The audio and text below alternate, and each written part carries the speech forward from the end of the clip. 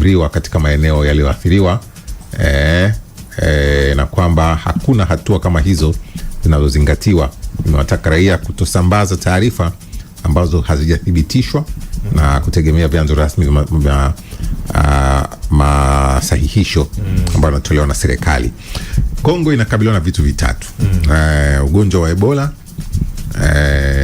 lakini pia vita ambao vinaendelea baadhi ya maeneo kama kule Kivu Kaskazini na maeneo mengine, lakini pia juzi maandamano ya kupinga mpango wa marekebisho yanayotaka kufanywa kwenye katiba yao. Vitu vitatu. Washike wapi wenzetu? Na hapo katika kuongezea, wamekuwa wakijenga hoja kwamba hata ugonjwa wa Ebola ni ugonjwa ambao hausababishwi na virusi, bali umekuwa ukisababishwa na kinachoitwa kwamba wanasema ni kama imani za kishirikina.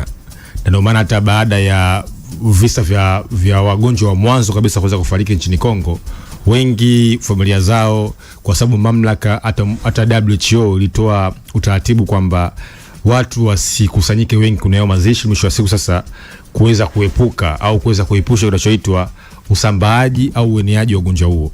Lakini wao kwa tazama wamekuwa wakijenga hoja kwamba ugonjwa huu umekuwa kama kuna hiyo nadharia za kishirikina.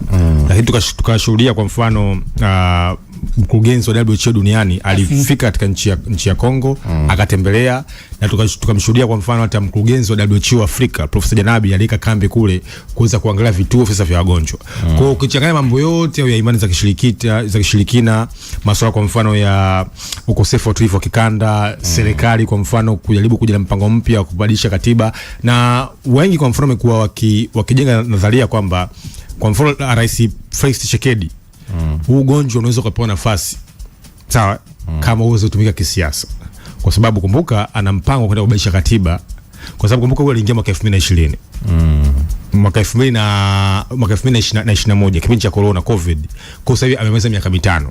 Sasa huu ugonjwa unatakiwa utumiwe kisiasa kama kujaribu kuitaka nchi isiingie katika uchaguzi, ili kuweza kuongeza muda kwa Rais Tshisekedi aendelee kusalia nini mamlakani. Sasa hiyo hoja ukitazama imetaka kupelekwa bungeni.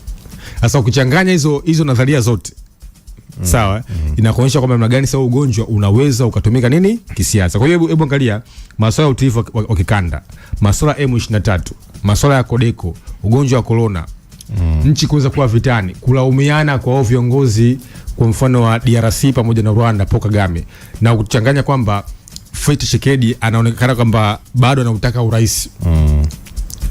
Kwa sasa inakuonyesha kwamba bado nchi ya Kongo imeendelea kule sofa. Lakini ukisikiliza viongozi wa WHO wamekuwa wakipata mashaka uwezo wa serikali na utulivu wa kiusalama dhidi ya ueneaji au usambaji wa ugonjwa wa Ebola. Kwa sasa baadhi ya nchi tumeshuhudia kwa mfano zimeweza kufunga mipaka. Kwa mfano nchi ya Rwanda wao wameinabali zaidi wameweza kufunga mipaka dhidi ya nchi ya Kongo.